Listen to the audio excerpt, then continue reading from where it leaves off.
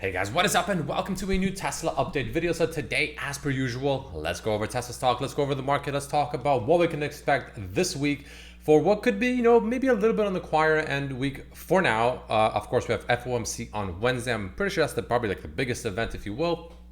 But yeah, let's go over. I'll give you my thoughts, what can potentially, happen and transpire this week.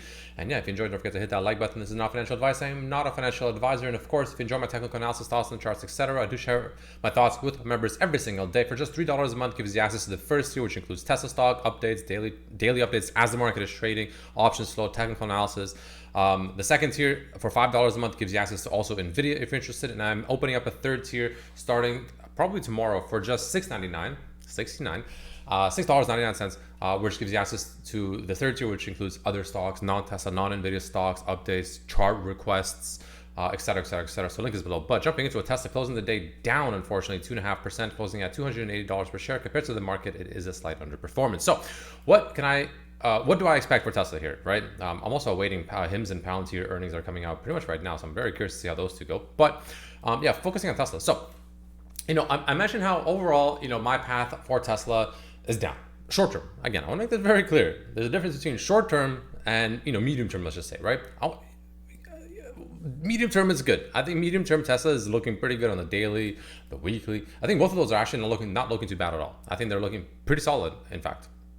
However, short term, on the 1 hour I'm looking here, I said this for a while now, and I'm going to continue to say this until it's not the case anymore. I still think the move is down. I do believe the move is still more likely than not to be down for several reasons, and I'll obviously explain why that is, right?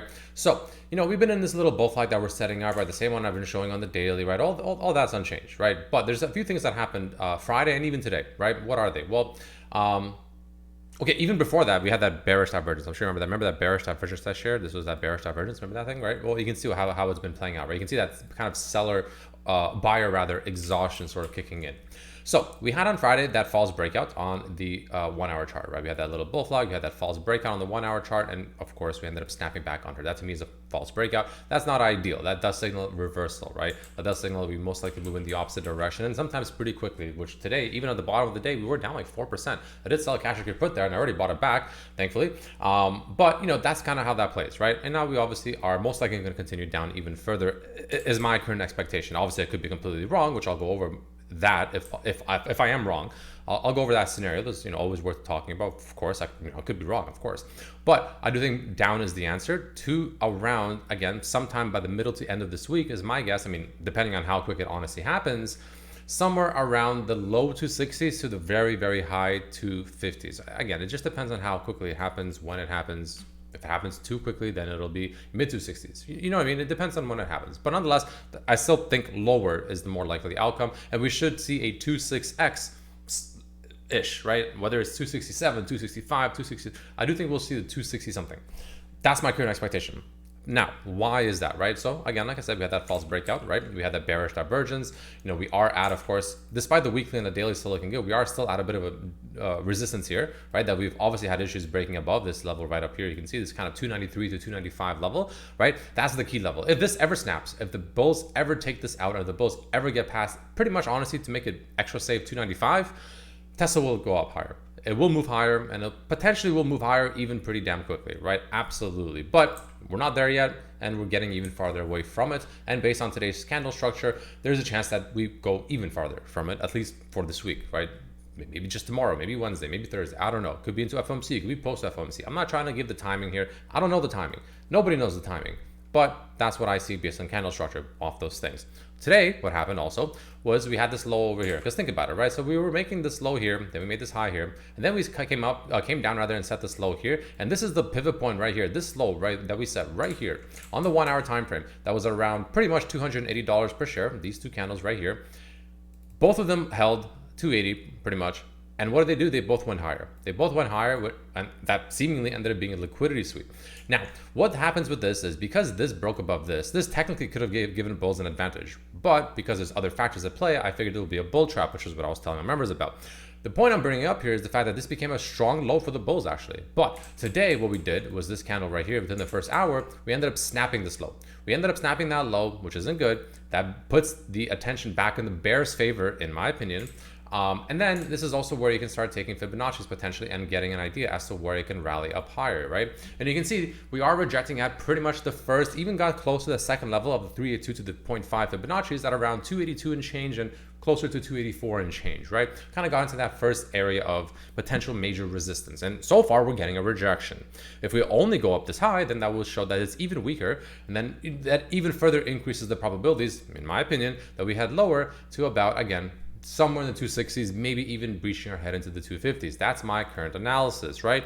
Now, with that being said, there is a chance that we go a little bit higher. We potentially reach closer to that 618 Fibonacci, closer to 287, which then, if that happens, let's say tomorrow, would also line up with the top end of the bull flag once again, and it'll look something like this, right? It'll look something like this. This is a massive bull trap, and then we head lower, right? So that is still an option, which is why I don't short. I'm not trying to short, I'm not trying to short. I don't short. The worst thing I'll do here is just sell calls against my shares while I just wait for this thing to finally play out. But regardless if it's from here or it goes up to here first and then heads down, then, they both lead to the same path is what I'm trying to say. So that's number one, right? That's kind of the idea. And again, this is just strictly from other factors like bearish divergence, false breakouts, the fact that we're still in this bull flag / downward channel, and even now adding into the fact that, well, there's a very obvious, at least in my opinion, candle structure, kind of, change of character, break of structure. Honestly, I forget all the terminologies. Which one is what again? Break of structure, change. I honestly forget. I don't really care. The point is the fact that I know what it looks like, right? And this is what that looks like, right? Again, swing low for the bulls, ended up getting breached, and then it's coming back up into the Fibonacci's in a bearish retest, right into that market bias, and then look where we are right now, right? I think we head lower. That's my opinion. Now, let's see how that plays out. Again, this is short term. I just want to make this very clear. The MACD is still bearish. This is short term, guys. This is short term. This is potentially just this week, right? Potentially just this week. Going to the daily, however, which again, I still think looks pretty good, actually, pretty good. But this is also partly is a reason why I believe that there is a higher chance, again, trading and charting, it's all probabilities. Nothing is guaranteed. I'm not going to tell you it's 100% going to go down here and then do this, or it's 100% going to, no, I don't know. Nobody knows. Nothing is 100%. But it's a game of probability, right? And what does that mean to me? Well, on top of the analysis I just shared with you on the 1 hour time frame, we also, of course, have what's happening on the daily. Now, the daily overall, I think is still looking good because this to me just looks like a very massive bull flag. But even on the short-term end of the spectrum on the daily, you can see the market bias being all the way down here, sitting at around 260. We're at 280, right? We're still like 20 points above it, right? That's a fair amount higher, right? So from down to up, that's about a 7 to 8% increase. From up to down, so if we were to come back down to it, it's about 6.5%, right? So we're above it by that much, about 6 to 7%. Now, that's not a crazy amount, but nonetheless above it. What does that mean to me? Well, that means to me the fact that there's a higher chance that we most likely come back down to it, at least closer to it, and get some level of a retest before heading higher, which lines up pretty well with this bull flag. Or, and this is the part where if I'm wrong, and let's say Tesla happens to just rocket from here and it breaks 295 and it goes to 310 starting tomorrow, as an example. Like let's just say that happens. Technically not impossible. I don't know for sure, but it's technically not impossible, even though I don't think that's what's going to happen. What does that mean? Well, that to me means, and it'll look something like this, where we get like a move like this, probably head up and pretty damn quickly. I mean, this obviously it'll be like much steeper. It'll be something like this, right? Much steeper because it'll happen much quicker. That to me tells me the fact that we're heading up to like this 310-ish range really quickly, too quickly, in my opinion. And look, and the market bias will be sitting somewhere around here, right? By then, it'll be somewhere like around here, right? Something like that, right? If I were to like draw it out, it'll look something like this. And look how far we'll be there. And the point I'm bringing it up, and the reason I'm bringing this up is because I like to trade on some semblance of mean reversion, right? And what does that mean? That means that especially mega cap stocks or large cap stocks, it's not as good, it's not as effective to smaller stocks because they're just so much more volatile. It's like crazy. But larger cap stocks, at least on the daily and especially the 1 hour, they don't, more often than not, like literally 90% or higher of the time, they don't only go up or only go down. This right here, I would argue, was that kind of 5 or so % of the time where, yeah, this was the exception to the rule, but it's not the rule, right? Because even on Tesla stock, Tesla is of all mega cap stocks, one of the few ones that will break the rule more often than not, I will admit. But nonetheless, these two instances, in my opinion, right here, were very hard rally to a very large fall. They were exceptions. They were definitely exceptions to the rule. But look how it normally performs, right? It normally kind of zigzags constantly through it, right? Small little break of the rule here, and then it constantly continues zigzagging, right? It's constantly zigzagging for the most part, right? constantly zigzagging between it, up and down, up and down, up and down. So the point I'm trying to make is the fact that if we go up too quickly, too fast, and we head up to like this general vicinity right around here, 310, maybe even barely touching 320s too quickly, we're too far away from the market bias, and that to me tells me that most likely a massive bull trap is happening, and that's where I start taking caution, because the only other option will be we just continue going higher and go up to 370 while the market bias will still be sitting like maybe in the high 270s. The point is the fact that it's just too extended from the mean, right? Stocks usually don't move like that. I'm just kind of giving you an example of just kind of my thought process, right? So that is incorporated into everything else I said, but that's just kind of giving you an idea as to why I'm saying what I'm saying and why I also believe what I believe, at least as of right now, right? So let's just see how that plays out. Let's see how that plays out. But that's kind of my current analysis. But again, I do still think regardless, despite me thinking short-term is pain, I still think that this is going to be a very nice, beautiful looking bull flag being formed on Tesla stock. Very nice pull, very nice flag. One more touch point down here is what I want to see. And then we blast off. And then I think it'll look really damn good. And we most likely head, into the 320s, potentially, maybe even closer to 350s, right? Absolutely a possibility. But this still has the massive semblings or makings rather of a bull flag. I want to see the continued lower volume, which we are getting. I like to see this.